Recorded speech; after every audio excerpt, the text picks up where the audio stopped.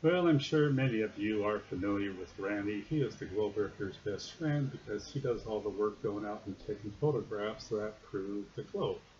And here's another one right here. This was taken on November 25th, 2018. So Ranty, this photo is impossible on the flat Earth, and let me tell you why. Randy is on top of Nicky Nook and he's looking down to these wind turbines that are on the horizon. You can see the Isle of Man in the background, which ends about right over here.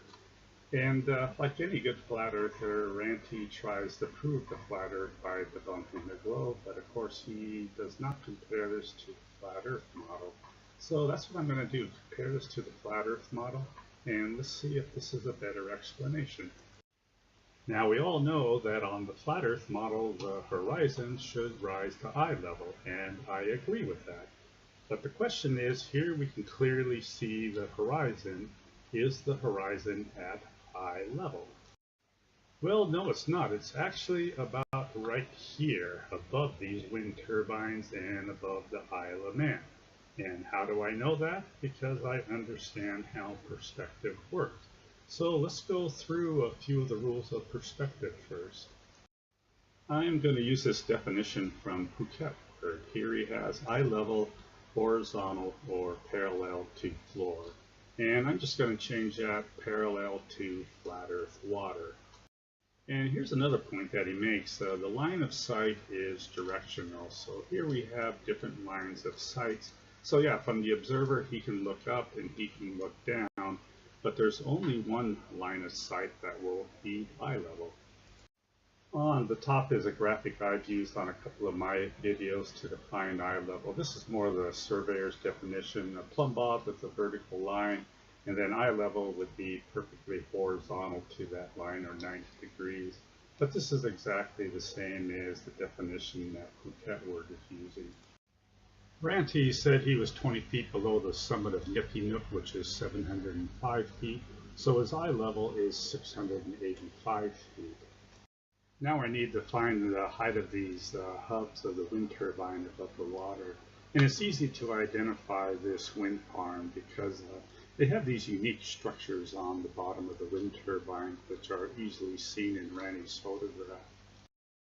So I just looked up the information. Here's the Ranty wind farm. The turbines have a hub height of 90 meters and a rotor diameter of 126 meters.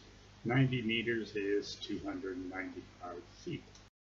Next, I get a ruler and put the 0 mark on the horizon down here and then adjust it so the 295-foot point intersects this black line going through the hubs.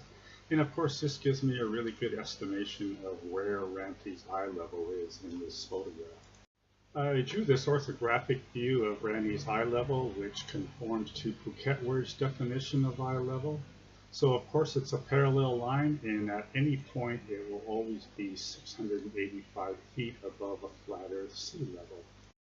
Here I added a 295-foot parallel line that intersects the hubs of the wind turbines, and this is 390 feet below Ranty's eye level. Now flat earthers are going to say, what about perspective? So to explain this, I'm going to use this diagram from another well-known flat earther. These are from p-brane. So up above we have the orthographic view. These lines are visually parallel. And then down below we're going to change our perspective to what the observer on the left sees. And now our eyes visually intersect parallel lines at the horizon. Very simple concept. Eye level remains a horizontal line, and everything down below will converge up to eye level, which of course means that if the Earth was flat, we should see the horizon at eye level. And of course, everything up above will converge down to eye level. Up above is the orthographic view on p-brane's diagram, and down below we can see what happens with perspective. So the 295-foot parallel line will converge up to the horizon. As the wind turbines get farther from Ranty, they will get smaller and smaller, but they will never be seen above his eye level. So it is already quite evident that this photograph is impossible on the flat Earth because we see the horizon down here, not at Ranty's eye level. And another question is, why do we see this peak below Ranty's eye level? And what peak is this? So what I did is I got location, latitude, and longitude of the Ranty offshore wind farm. I plugged in those coordinates on the Google Earth, which places the wind farm right here. And as you can see, the line of sight from Nikki up through that point lines up perfectly with North Barul up over here. And the center of that wind farm is about 30.6 miles away from Nikki Nook. I was curious where the globe horizon was, so I went to the curvature calculator, and 685 feet for Ranty's eye level, 72 miles for North Barul, and look at this, the Ranty wind farm is, the center of it is 30.6 miles away. So it matches very close to this 32 miles for curvature, 34.6 for standard refraction. So again, we have more evidence here supporting the globe model. And next I just needed to see the elevation of North Barul, 1,854 feet.